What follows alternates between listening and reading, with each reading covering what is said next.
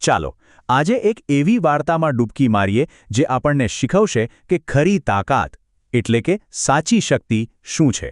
બહુ જ રસપ્રદ કથા છે, તો ચાલો શરૂ કરીએ. ક્યારે એવું વિચાર્યું છે કે શું એક નાનકડો ચતુર વિચાર કોઈ મોટા શક્તિશાળી રાજા કરતાં પણ વધારે તાકાતવર હોઈ શકે?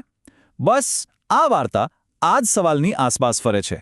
અહીંયા બુદ્ધિ અને બળનો એક જોરદાર મુકાબલો થવાનો છે. તો વાર્તા શરૂ થાય છે એક જંગલથી. પણ કેવું જંગલ? એવું જંગલ જ્યાં દરેક પાંદડાના ખડખડાટમાં પણ જાણે ડર સંતાયેલો હતો. અને આ ડરનું કારણ? એક ક્રૂર શાસક જેણે આખા જંગલને પોતાની મુઠ્ઠીમાં પોતાના ભયમાં કેદ કરી રાખ્યું હતું. અને આ રાજા હતો કોણ? એક અભિમાની સિંહ. પણ નામનો જ રાજા હતો, કારણ કે એ પ્રજાનો રક્ષક તો બિલકુલ નહોતો. એ તો ભક્ષક બની ગયો હતો. એનો અત્યાચાર એટલો બધો વધી રહ્યો હતો કે જંગલના પ્રાણીઓ બિચારા બસ સતત ડરી ડરીને જીવતા હતા. હવે રોજ આ ડરમાં જીવવા કરતાં પ્રાણીઓએ ભેગા મળીને એક બહુ જ દુઃખદ નિર્ણય લીધો. એમણે હૃદય પર પથ્થર મૂકીને સિંહ સાથે કરાર કર્યો. કરાર એ હતો કે દરરોજ એક પ્રાણી જાતે જ સિંહનો શિકાર બનવા જશે. કેમ? જેથી બાકીના બધા માત્ર એક દિવસ વધુ શાંતિથી જીવી શકે. આ એમની લાચારી હતી, એમના અતૂટ ડરનો પુરાવો હતો. પણ કહેવાય છે ને કે ગમે તેવી અંધારી રાત હોય, સવાર તો થાય જ છે. બસ આ ડરના અંધકાર વચ્ચે પણ આશાનું એક નાનકડું કિરણ દેખાયું. એક એવા પાત્રની એન્ટ્રી થઈ જેણે આખા જંગલની કિસ્મત જ બદલી નાખી. અને એ પાત્ર કોણ હતું ખબર છે? એક નાનકડું સસલું. જરા વિચારો તો ખરા, ક્યાં પેલો પહાડ જેવો વિકરાળ સિંહ અને ક્યાં નાનું કોમળ સસલું. કોઈ મેળ જ નહીં. પણ બસ આ જે પોઈન્ટ હતો જ્યાં વાર્તાએ એક એવો વળાંક લીધો જેની કોઈએ કલ્પના પણ નહોતી કરી.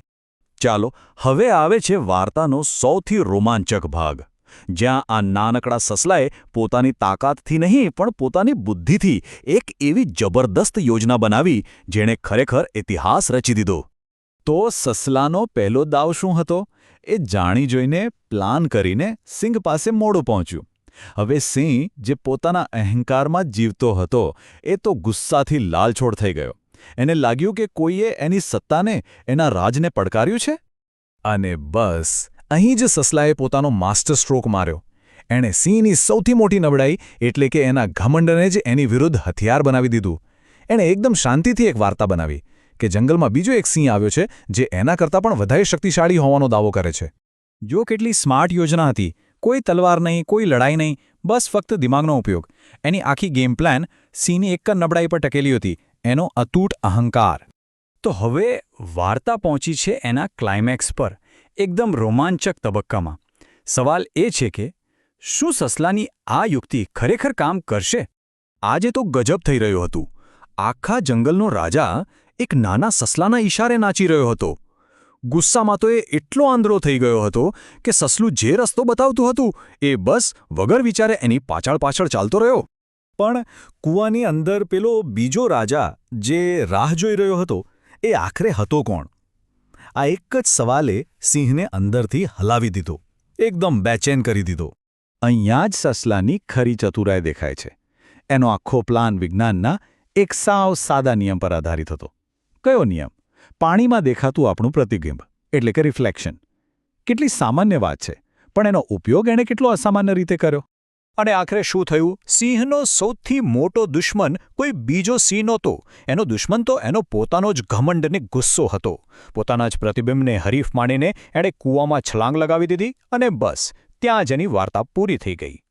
તો વાર્તા તો અહીં પૂરી થઈ ગઈ, પણ એમાંથી જે શીખવા મળે છે એ બોધ જીવનભર યાદ રાખવા જેવો છે. ચાલો જરા ઊંડાણમાં સમજીએ કે આ કથા આપણને શું શીખવી જાય છે. આખી વાર્તાનું તારણ શું છે? અહીં બે રાજાઓ હતા. એક તરફ હતો સિંહ, જેની પાસે હતું પશુબળ, ઘમંડ અને અહંકાર.